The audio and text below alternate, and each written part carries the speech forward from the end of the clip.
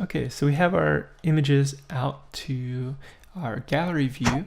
So now what I'd like to do is to go ahead and first of all, we'll make a commit because we didn't make a commit in the last video.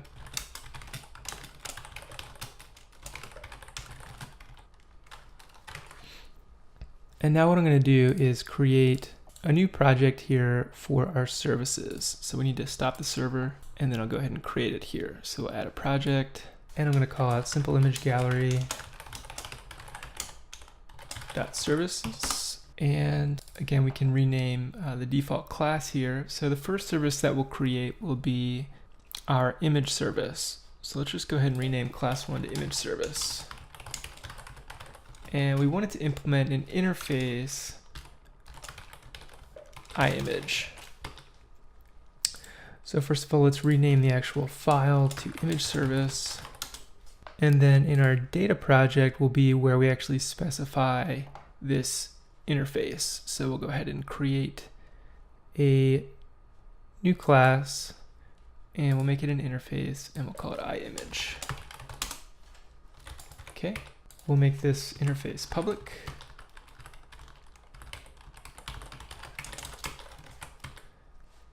And then over in our image service, you can see that we now need to actually provide a reference to our data projects. Let's go ahead and do that. We'll add a new reference. We'll select our data project and select OK. And now we can go ahead and import that namespace. And so let's go ahead and decide what methods we would like to define on this iImage interface. So we have a relatively simple idea for this application. So I don't want to overcomplicate things. We'll just have a few different methods in this service that we could actually implement later on in our controller. So maybe we'll provide the ability for whatever implements this interface to return a collection of our images. And for this, we need to import the correct namespace for this as well. And we can just have a method that gets all of the images. We'll have a method that returns a particular image by its ID.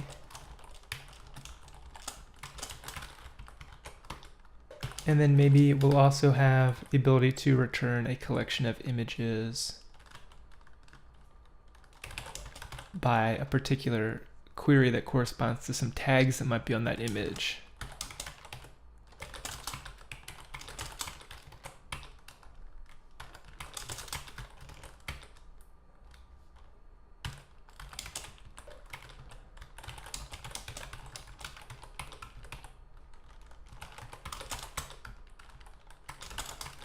And so we'll have a method that we can pass a string that will then return a collection of gallery images that contain a tag whose description corresponds with the tag that we pass, this getWithTag method. And this will be enough to start with. We could definitely either refactor or create new methods or change the overload for this method as we develop the application, but this should be enough to get us started. So if we go down to our image service, we can then control period to implement that interface that we just created. And if you're using ReSharper, you'll see some options here. Otherwise, it should just go ahead and populate the methods that are required to implement this interface. And so what we're going to do now is create a constructor for our service. And we'll provide it with our DB context.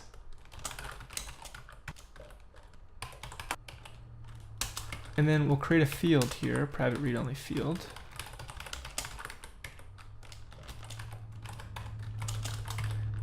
And then in the constructor, we'll just go ahead and set it.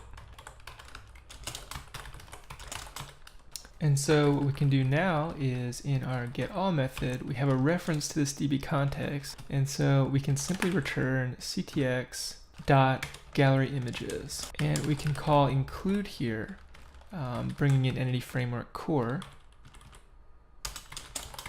and just go ahead and include the image tags along with our query. So now anytime we invoke this method to get all the gallery images from our database, we will also have their tags with them. So that's good.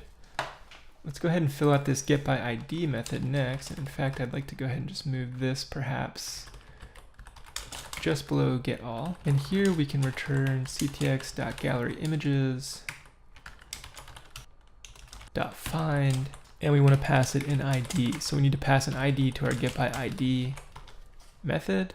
So we need to head back into our interface and actually pass that into the method here. Okay, so we can go back now to our service. And so this will return the instance of the gallery image that corresponds to the ID that we pass our get by ID method.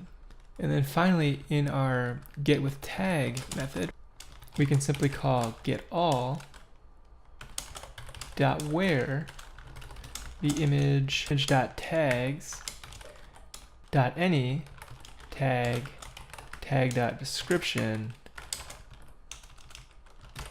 is equal to the tag description that will pass this method. And in fact, we should not name this tag since we're actually using that here as well as the parameter that we pass this method.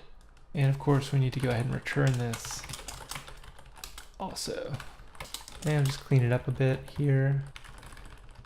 Okay, so here we should get all of the images where the tags on that image contain a description that matches this string that we pass our get with tag method. So we'll be using this shortly in the future when we actually build out our search box that we can use to query our own images with. For now, let's go ahead and implement this get all in order to actually get all of the images that might be in our database and display them in our gallery view. So we'll head back up into our web project, and then in our gallery controller, what I'm going to do is we can go ahead and remove some of this sample data that we created. So I'll minimize image list, collapse it, and go ahead and just delete it. Likewise with our tags.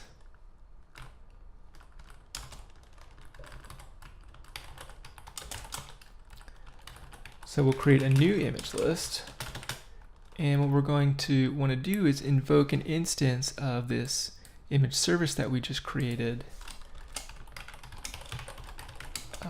the getAll method on that instance. And so what we need to do is actually, we're going to be using dependency injection to inject this service into our controller. So what we'll do, just at the top of our controller class, is have a private read-only iImage. We'll call it image service. And then we'll create a constructor for this class, which will actually have an iImage on it. So we'll call it our image service. And then we can set the field. So the controller doesn't really care about our service class per se. The controller only cares that it receives some class that implements the interface that we defined with these methods. And of course, our service implements this interface. And so now we just need to tell the application what to actually pass its controllers when it asks for a specific purpose, in this case, our image interface. So we can actually do that in our web project in the startup.cs file. So if you recall, down in our configure services method, we can now add a scoped service to this method. So what we can say is services.addScoped to our image service class. And for this, of course, now we're going to need to provide a reference in our web project to our service layer. So let's go ahead and right click on the project, and we'll add a reference to our services layer. And now I should be able to control period here and go ahead and import the missing reference. Okay, awesome. So now this is kind of nice. Again, leveraging dependency injection here. Our gallery controller, once again, is completely decoupled from our database. It just says, hey, I need some methods that do the following. I expect to be able to get all the images, get with a particular tag, and get with get by ID. I don't care what class is implementing it. And our startup here, when we configure services, we say, well, we're using our image service to actually implement this interface. And so anytime a controller or any other class here is asking for an implementation of our image service, it's going to get mapped to the concrete image service class that we just created. Okay, so now down in our index action here, I need to correct some spelling here. So now we're actually invoking that image service, and we're going to call getAll and use that to actually set the value of this images property that's on our view model. So our view model here has this images property, and it just takes this collection of gallery image, which is an entity model that can get returned from our database, and it's going to use that again to set this images property so that we can use the same view that we just constructed. This time, instead of having those mock objects, we'll actually be using whatever records are in our database, which is of course currently nothing. We just have an empty database with our schema.